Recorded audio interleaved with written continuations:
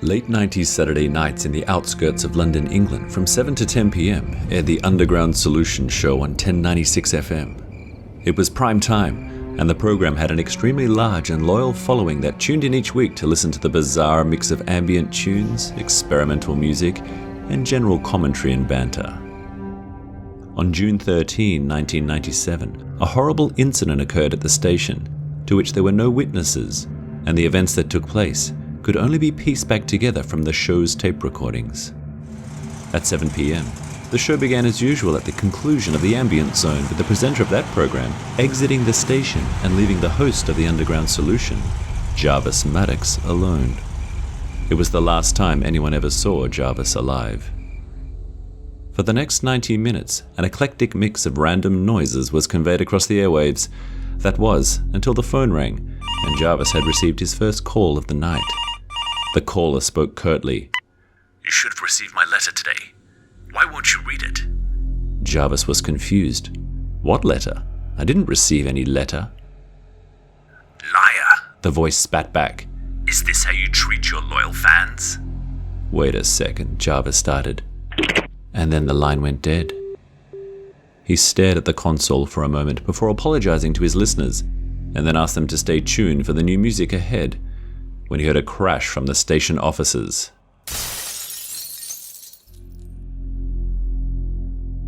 He turned the music back up and went to investigate. He called out once, then twice, to no reply, before turning the light on and making his way down the hallway towards the offices. He turned another corner and called out again, to no reply once more, before flicking the light switch on and quickly scanning the room. There was no one there. There was, however, a large stack of records on the floor that had fallen off a desk, and as he approached them to pick them up, another stack fell to the ground, nearly giving him a heart attack. He laughed and then grabbed a bunch of them. As he did so, he noticed, out of the corner of his eye, a letter in his pigeonhole, one he was sure wasn't there when he came in. Or was it?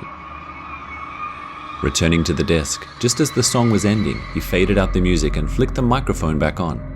He then told the listeners that the previous caller was absolutely right. He had indeed received some mail. Tearing it open, he noticed that there was no return address, and that the paper stock it was written on appeared to be handmade, like old Japanese washi paper.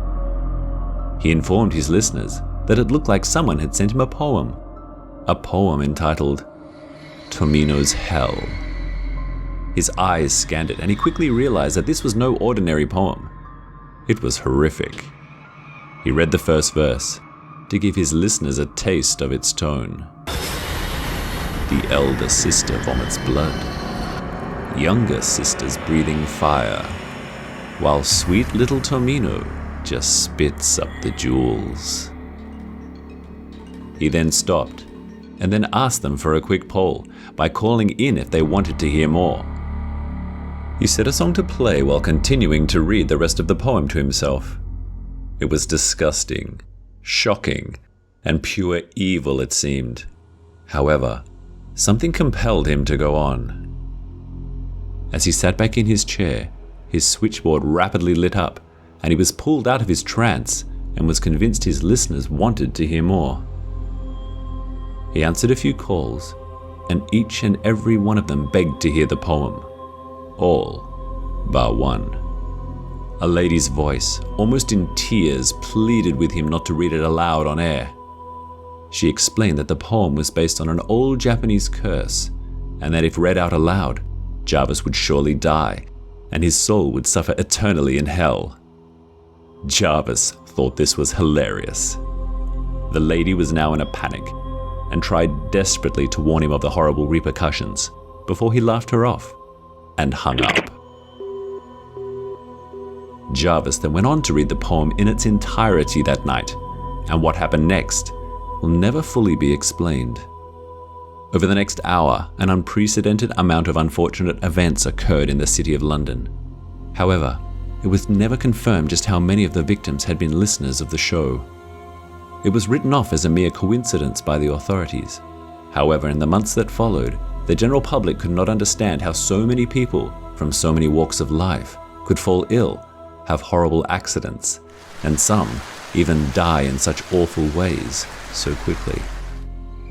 The radio broadcast had fallen silent soon after the reading of the poem that night, and Jarvis himself was found deceased at his desk, his entire head severed off, with such clean precision, it still baffles medical professionals to this day. And the poem he had read aloud, well, that was not found at the scene. It had vanished, without a trace. A week later, after a brief hiatus, the station came back on air and continued to broadcast, with the host of the show that was once prior to Jarvis's taking over the primetime slot of 7 to 10. Never once failing to open the show in Jarvis's memory by reading a brief prayer from his notebook, made from old Japanese washi paper.